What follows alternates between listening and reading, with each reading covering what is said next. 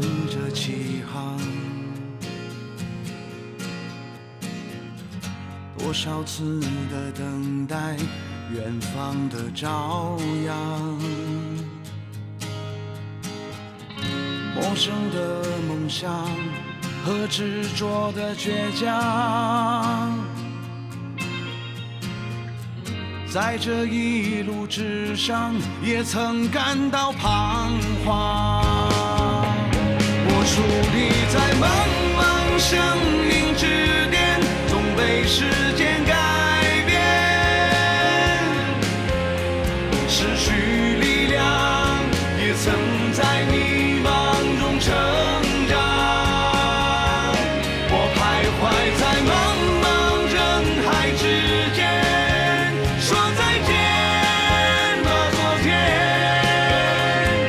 强面对，勇敢着去绽放。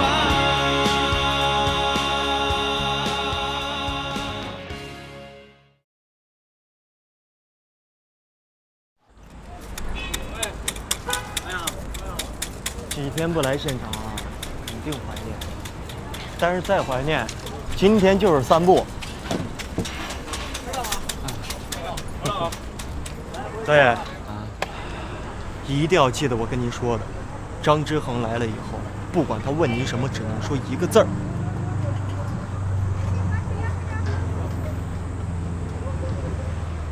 好。哎，董潮，我正找你呢。我问你，今天通告怎么改了？这种事儿在剧组不是很常见吗？计划永远赶不上变化，是吧？那原本今天要拍的重场戏也被取消了，而且就算是要被取消，也没有让演员一大早化妆的时候才被通知的道理吧？真是对不起啊，我们也是临时才知道场地出了点问题，昨晚主创组紧急开会，商量到大半夜呢。你少给我找借口，我看你们就是诚心的。我告诉你，今天我们不拍，把制片人给我叫来，我跟他好好说道说道。可可。别打扰他们了，再说戏吧。几天不见，都知道说戏这个词儿了。我不是说过吗？我应该算是个好学之人。看出来了。再往那边点，对，再往画远一点。好，来，咱们准备一下啊！来，好。王宇，放心。来，各部门准备了啊，抓紧时间。王宇，他们来了。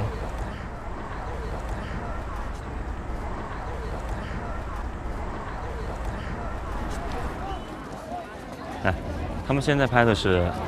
今天这场戏呢，主要是剧本里面的一些回忆的一些画面，说的是男女主人公曾经在一块的甜蜜往事。3、2、1，开始！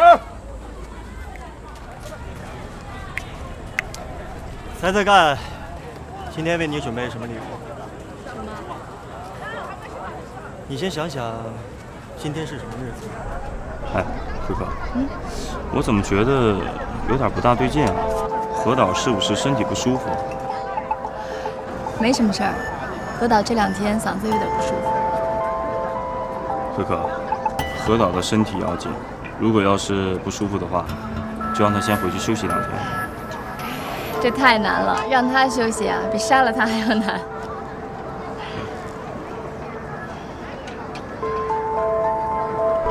哎，好看！来，回放看一下，回放一下，来放。他们接下来要拍的是？这场戏拍完之后呢，我们会全体转场去西餐厅拍晚宴的戏。不过，可能到时候要委屈你了，因为那个是室内的戏，所以很多灯光啊、布景，可能那个地方会有点小。那我就不跟你们凑热闹了，免得碍你们事。我呢，去医院看看关海。来，那我送你。不麻烦你这个王牌了，给我派个司机就好。行吧，那我恭敬不如从命。你看完关海之后也早点回去休息吧，这2天挺累的。来，各部门准备好了吗？喂。好，我知道了。你跟他说，我会当面跟他谈的。就这样。怎么剧组的事儿？没事儿，下个戏的编剧想找我当面谈这事。如果你们何志偏在晚饭之前不来找我谈话，你信不信？我和苏显赫马上会离开剧组，而且我还要告你们。那该死的经纪人又搞什么鬼啊？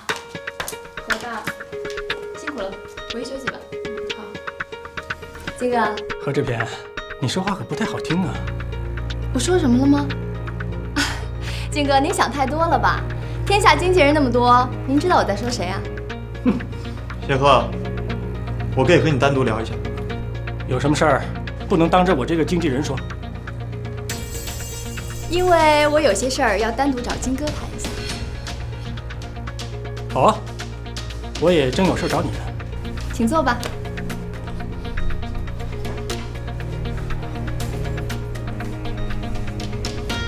金哥，您进组的时间也不短了吧？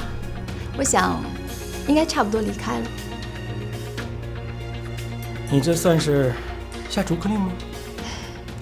我现在感觉你有的时候很消极，甚至是随波逐流。哼，老刘，我现在能随波逐流已经不错了。一个圈里圈外，形象都每况愈下的演员，经纪人对他吆五喝六，一点耐心都没有。剧组工作人员对我是这么个态度。我来这儿拍戏了，导演我一面没见着，改个通告也不用跟我说一声。我这个时候真的，我特别想像你似的，特别有志气。我不干了，但是我不能，因为我知道这个戏是我最后的机会可以打翻身了。我知道你还在怪我当初让你选择离开或者留下的做法不太尽人情，但是我必须逼你面对现实。我希望你像我在意你一样在乎这个戏。我很开心你留下来。刘一鸣，你难道不是算准了我会留下来吗？咱俩同学这么多年了，你难道不知道我是一个特别没志气的人吗？咱俩都是国系毕业的，我喜欢我的专业，我爱演戏，而且我除了演戏以外，我不知道我还能干点别的什么。你和可可让我配合工作，不然就走人。你们俩为什么要这样对我呢？老刘，我心里特别难受，你知道吗？之前的事情会有一些误会，但是从现在开始，你有什么要求你告诉我，我会尽量满足。你怎么就不明白呢？这些事儿根本就不重要。那重要的是什么？我来这儿来了这么多天了，导演我一面都没见上。刘一鸣，我现在在你心里是不是就像一个群众一样的地位？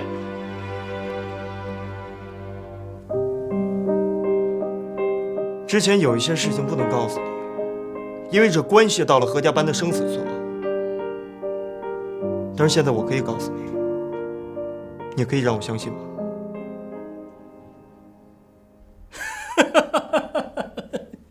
我金童在这个圈里这么多年，我还是头一次遇上这样的剧组，制片人对我下逐客令。那您有没有想过，为什么会受到这样的待遇啊？因为你们怕我，我要是不在，你们就会欺负显赫。金哥，您太有意思了。您看我最近忙的啊，有件事儿我都忘记跟您沟通了。我已经跟贵公司的严总确认过了，说你们家显赫的经纪约好像在进组之前就已经到期了吧？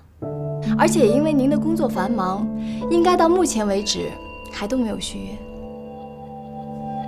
您看看，作为资深的经纪人，连自家艺人的合约到期了都给忘了，是不是有点太过分了？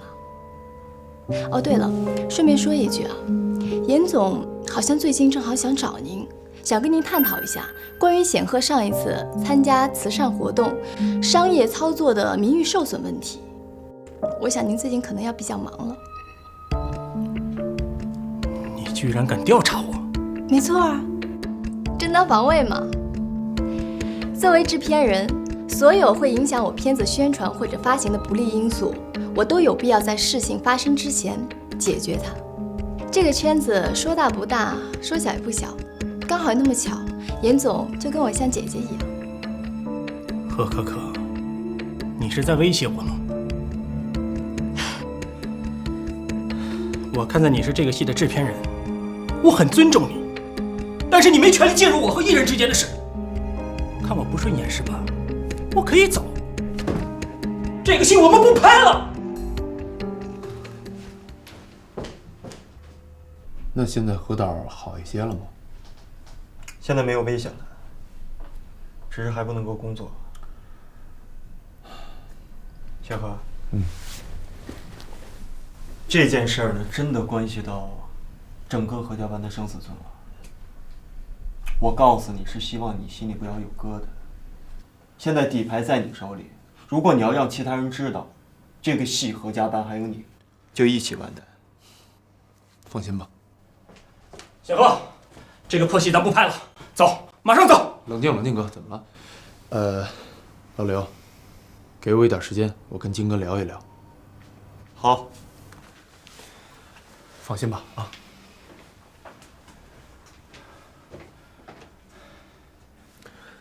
说吧，哥，又怎么了？怎么了？这个破组有什么难的啊？拍戏到现在导演不露面，你再想想这些天你受的待遇。走，马上走。哥，我觉得咱们有些事儿是不是可以容忍一下？这个戏对我有多重要，你清楚。你从这个门走出去了，你还可以带别的艺人，我就没人管了。哥，你不是说了吗？说我的曾经的成绩是你的骄傲，你就不希望我再好吗？你听懂我话的意思了吗？你是想违背我的意志了？那个刘一门刚才给你灌什么迷魂汤了啊？你就不要再犯傻了。我不是小孩了，金哥，我有我自己的判断力。我告诉你了，我希望我能留下来，我也希望你能尊重我的决定。我是你的艺人，但我不是你的傀儡。你放屁！苏显赫，你这个吃里扒外的东西！当初我从一群生瓜蛋子选你的时候，你怎么不说你有判断力？当初你求我多给你创造机会的时候，你怎么不说你有创造力？我千辛万苦把你捧上位，现在你火了，你就跟我说这种话吗？现在火吗？我的演艺事业到了今天这一步，到底为什么？金哥，你心里没清楚吗？你背着我做了那么多事儿，你以为我都不知道吗？我是在讲情义，但我不是傻子。外边的人不明白，说我骂我，我可以忍；公司因为这件事雪藏我，我也可以忍。可那个时候，哥你在哪儿呢？黑锅骂名是我一个人顶的，你帮过我吗？如果这次不是因为你发现我有翻身的机会，你又回来找我，你会来吗？我吃里扒外，我这叫哑巴吃黄连。好，苏小娥，我真不知道你对我有这么大的埋怨，我不拖累你了，好吧？我开除你。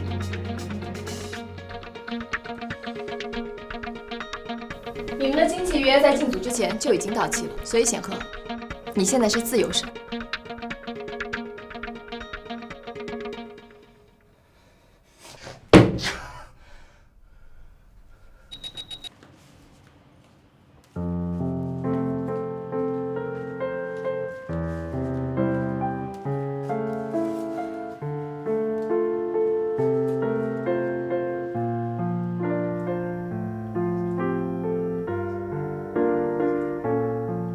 玉儿在吗？几天都不见了。Hello， 小贝。在写剧本吗？在写论文，研究生作业。辛苦。一点都不辛苦，我在做自己喜欢的事儿。戏剧真的非常迷人。真高兴听你这么说，并不是每一个人都能做自己喜欢做的事。剧本有什么新进展？剧本没什么进展，但我又见到了我的月亮男孩，他被我的另一位好朋友带去郊游了。最有戏剧性的是，月亮男孩现在居然成了太阳男孩眼里的钦差大臣。这些天他一直没有露面，是因为他被调虎离山了。什么意思？听起来好像很复杂。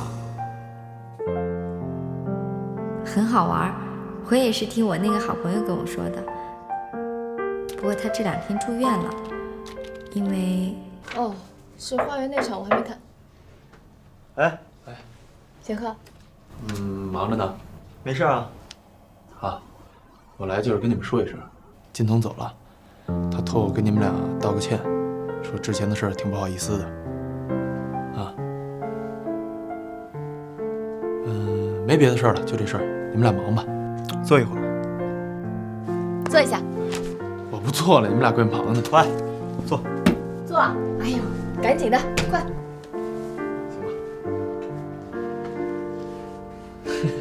挺顺利的，现在都挺好。是不是有什么心事儿啊？嗨，也算不上什么心事儿，就是跟了金童也这么长时间了嘛，突然他这么一走吧，确实是有一点不太适应。这个我懂。生活上要是有什么需要，尽管开口，我一定帮你解决。有事儿找寇姐。对，找何大拿。又拿我开涮啊！哎，对了，最近呢，你对我们的拍摄计划，包括一些拍摄的手法，你有没有什么自己的想法，或者一些不满意的地方？到时候我们可以改进一下。我希望这一次我们的合作可以把这个戏做到最好。我希望从今天开始，你、我、他，我们3个人，我们同学碾成一股绳，做一些大事。好，我一定尽力而为。其实有一件事儿，我早就想问你了。你愿不愿意加盟何家班？成为何家班的签约艺人。什么意思呀？何大拿，你这个事儿拿我开涮？看一下合同吧。其实寇姐啊，早就垂涎于你。那当然了，这么好的艺人，我怎么能轻易放过？谢谢你们俩。可是我现在圈里圈外的这形象这么差，你们俩现在……这些事儿，我跟刘一鸣已经查清楚了。哎，对了，寇姐，我给你打听个事儿，就是我们班同学苏显赫，我听说他有一次在横店影视基地被几10个群演一起追着打，这到底怎么回事啊？他经纪人是叫金童。是这样，行。我也打一个。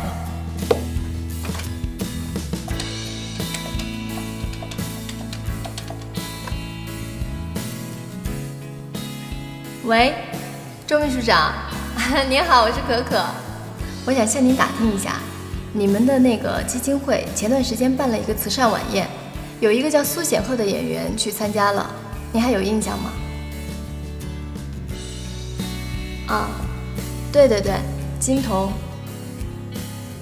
老刘，你说咱俩之间还……说句实话，杰克，这次你能来，真的应该好好谢谢他。苏显赫来演这个反义，我绝对不同意。他现在的市场价值和报价完全不成正比。一鸣原来给我看过这个小苏的作品，我觉得挺不错的。从一个导演的角度，能让一个好演员来演一个好角色，我觉得这是天经地义的事儿。再说，他又是你的同学。在商言商，我们现在是搞艺术，我们就谈艺术。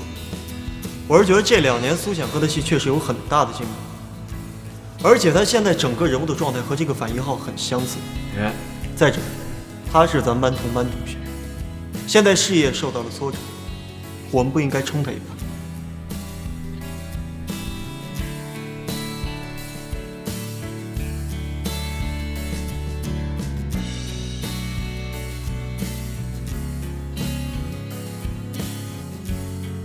兄弟，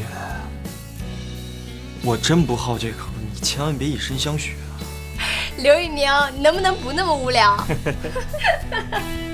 刘一鸣，我以身相许估计是够呛了，但是我剩下的时间在剧组里边应该做的每一件事儿，我向你保证，我都一定会做到最好。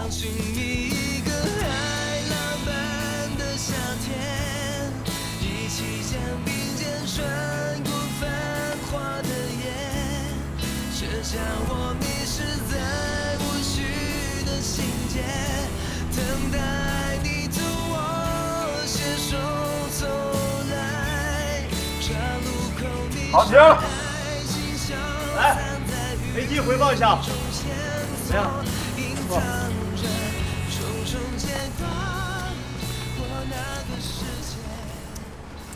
最有戏剧性的是，月亮男孩现在居然成了太阳男孩眼里的钦差大臣。这些天他一直没有露面，是因为他被调虎离山了。好，来，来，喝点又吃啊！来，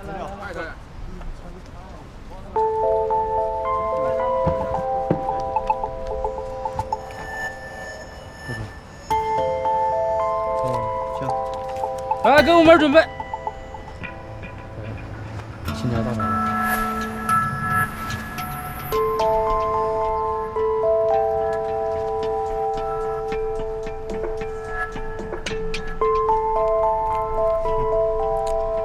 好兄弟，你来了怎么也不跟我说一声？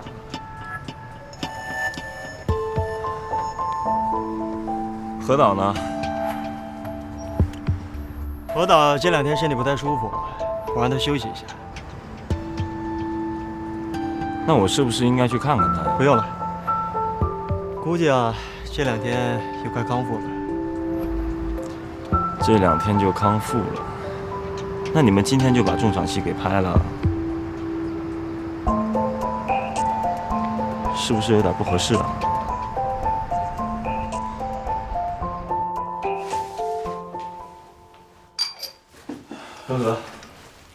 何导，何导，您还好吗？我来看您了。我爸基本上已经没什么问题了，就是现在语言能力还没有完全恢复，因为是突发性脑梗，所以还好抢救及时。那何导，我就不打扰您了，您好好休息，有机会再来看你。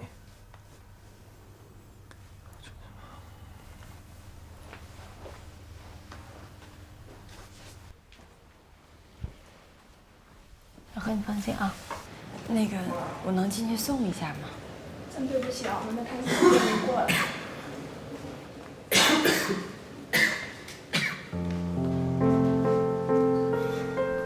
小编，你怎么来了？我给你煮了皮蛋瘦肉粥，本来想着给你送进去。护士，我朋友给我送粥来了，然后我去送他一下。好吧。好，谢谢啊。谢谢啊。走。张总，我可以向你保证，我爸很快会好起来，而且现在的这种状况都会是暂时的。我理解，这应该就是合同中提到过的不可抗拒的因素。没错。可可，你说导演会很快的好起来，有多快？是明天还是后天？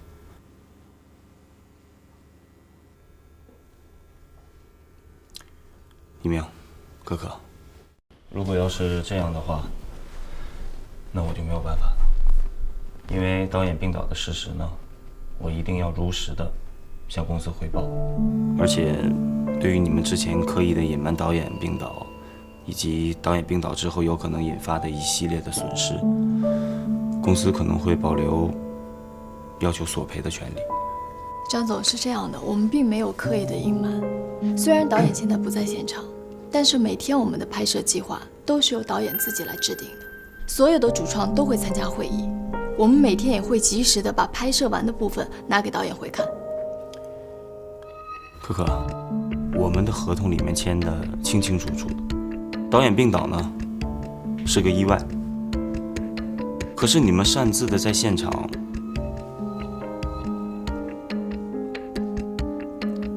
用其他人来指导，这本身就是违约的行为。张总，周期延长或者是停机，都会给我们双方带来很大的损失。而且我们的出发点也是好的。制片人，你的解释呢也许合情，但这并不合理。张总，我理解你的职责所在。既然你刚刚说可可说的合情，那可不可以把隐瞒不报这个说法省略掉？我们现在这么做是希望尽可能的渡过难关。可不可以向总部汇报的时候说何导今天才发生意外？你的意思是让我说谎？我是希望你可以给我们一次机会。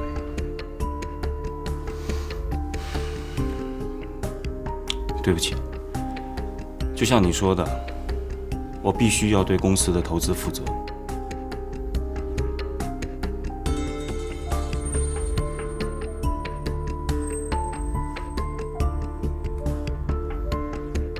这就是我们两个人的宿命。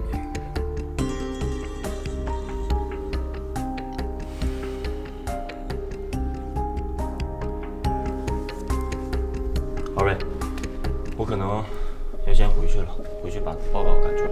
等一下，可可，你去把这2天的拍摄素材拿过来看一下。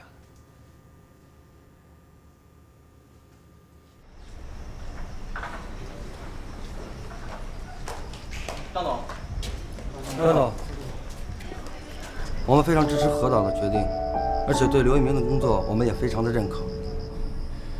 张总，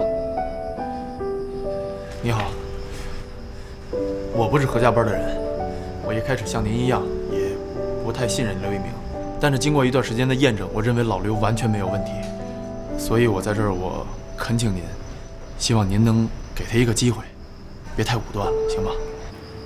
你是苏显赫？对，张总，何导在幕后掌控大局，一鸣在现场的执行，事实证明没有问题，这个戏完全可以如期完成，而且保质保量。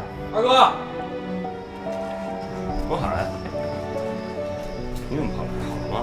了吗？二哥，我承认我是想拖住你，但绝不是担心剧组有什么问题，是可可啊和一鸣怕你难做。国海，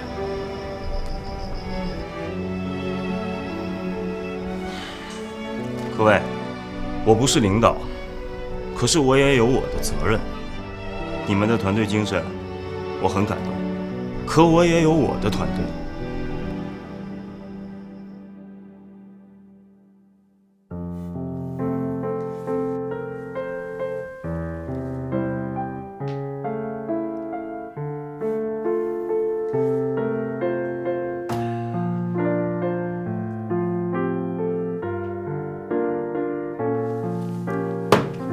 这个呢，就是我刚刚写好的报告，在交给公司之前啊，拿给你们看一下。我希望报告的内容可以准确属实。何导，觉得有不妥的地方，我可以改。谢谢。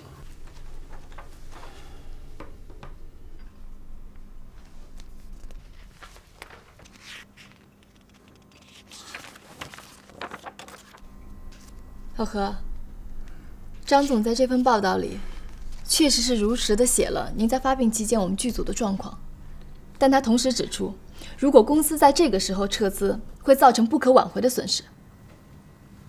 您看，这是他做的数据表。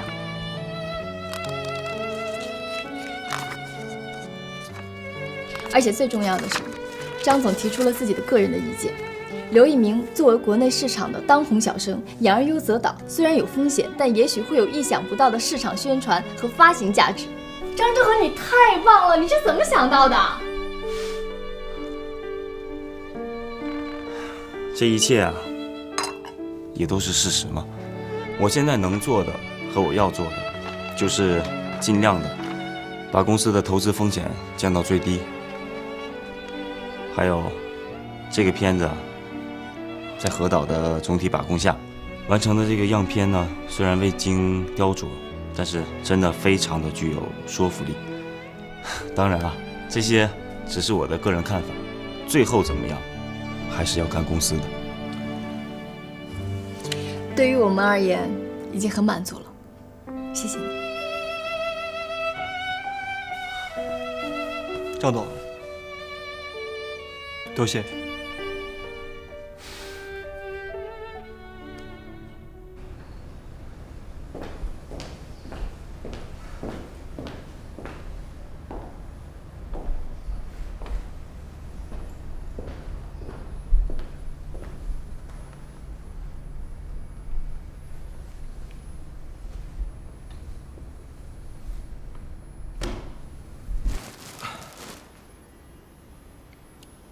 冰冰，今天怎么这么早回来？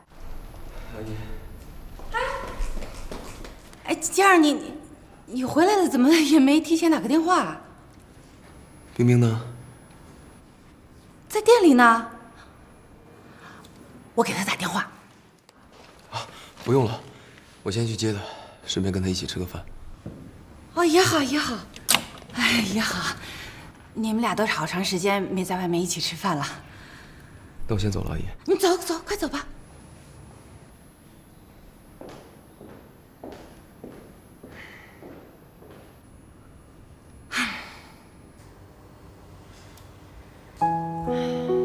你也是的，自己都能把自己弄个半死。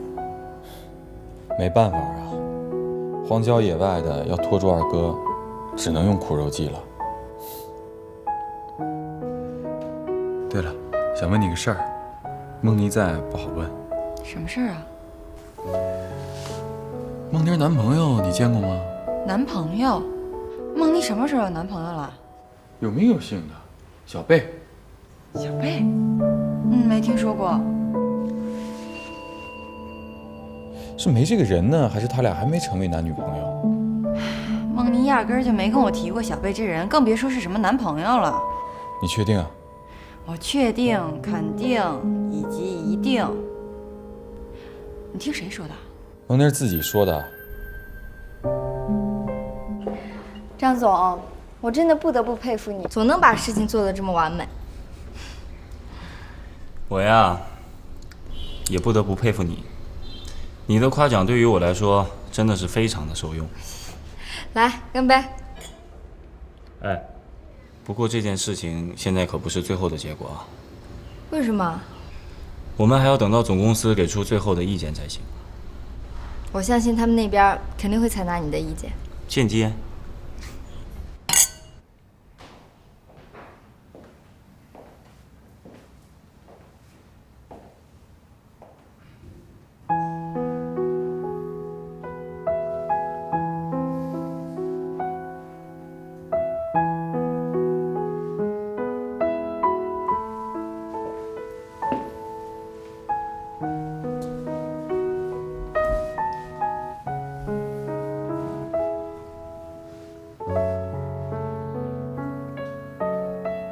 我能问你个问题吗？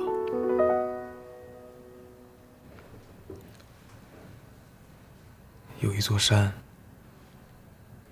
山上有5个洞，每一个洞里都住着一只羊。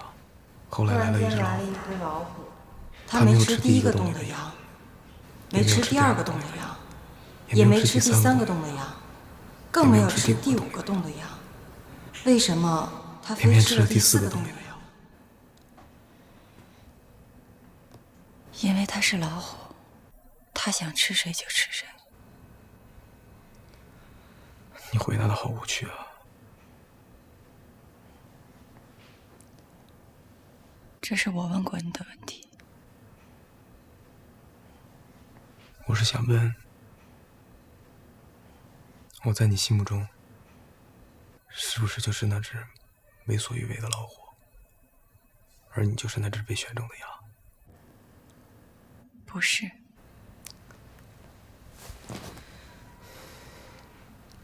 谢谢你，你没有把我想成像其他富家子弟一样随便。谢谢你能明白，我对你的感情是认真的。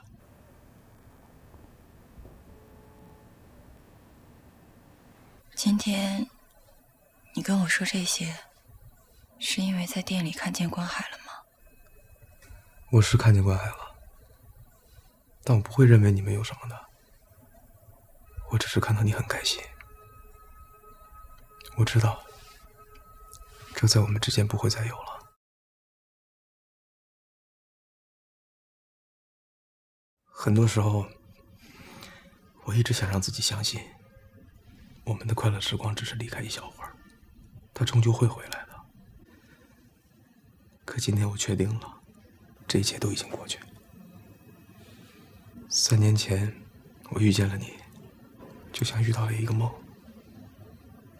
3年以后，我又从梦想中回到了现实。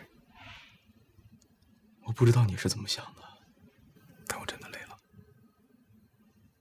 我知道，你曾经想在我这儿找到属于你的归宿，你也为此努力过。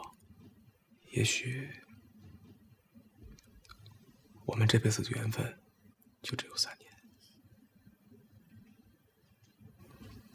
在这3年里，我们彼此都快乐过。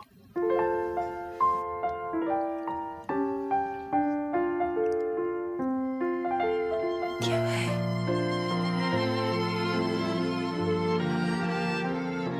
我们分手吧。轮廓倒影执着，这陌生角色，仰慕着每个角落，双人一般过爱，不忍看多，凝住寂寞，望不穿。其实我早就知道，早晚都会有这一天。这3年来，你跟我都不是很开心。你说过，我不够认真，也不够努力，这些我都承认。也许是3年前，你一下给予我太多，让我觉着往后的每一天都像在国外的日子里，过得无忧无虑，再也不用看别人的眼色。可是这3年，你不是开会，就是忙着事业，有的时候让我觉着自己就像你书房的工艺品一样。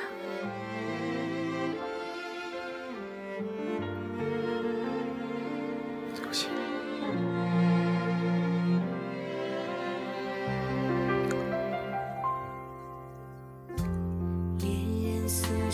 我希望这件事情等我走了以后再告诉阿姨，因为这毕竟是我们俩之间的事。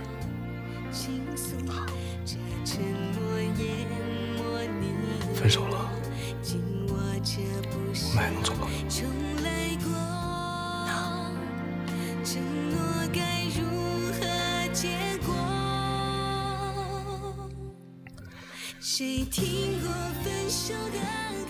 如果以后有什么需要我帮忙的，告诉我，我一定会尽力帮你的。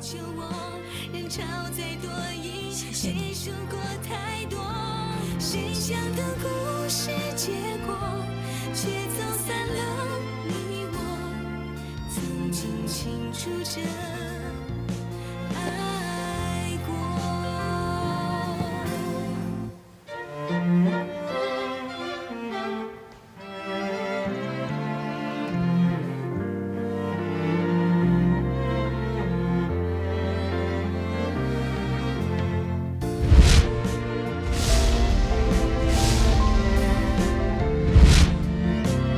如果可以的话，我想请你吃个饭。实在抱歉，我不太习惯跟陌生人吃饭。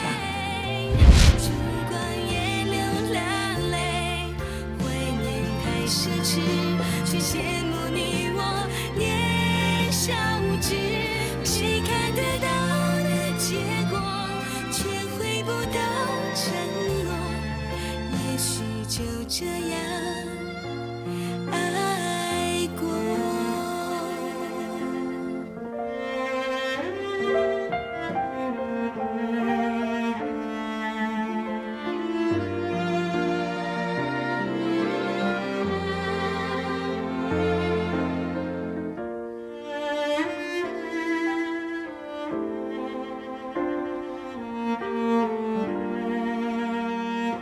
这个死丫头，你就穷命！你穷命！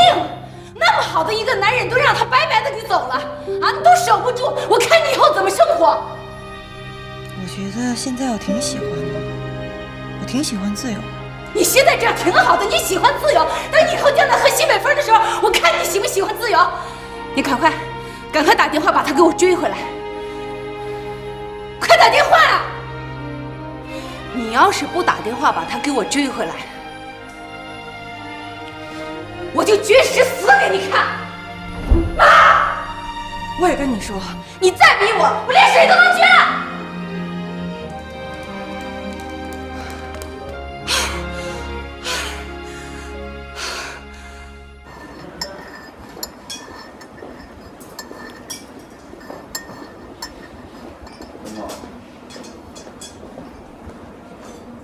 你们分手是因为关海吗？可能是因为我们彼此都厌倦了，疲惫了，都想出来透口气吧。你那边也这么想吗？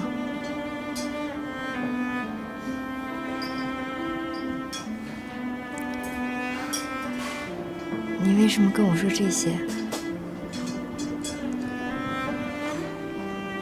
其实分手对每个人来说都是很痛苦的，而我和秦冰应该说是在彼此没有真正伤害到对方感情的时候分开的。秦冰是有很多缺点，不过她不是个坏女孩，她有她自己倔强的一面。我知道从今以后她不会轻易见我了，更不可能找我帮忙。所以莫妮，我希望以后能多照顾她。如果有什么事情解决不了的，你来找我，我一定会尽全力帮她的。我真的很高兴能听到你这么说，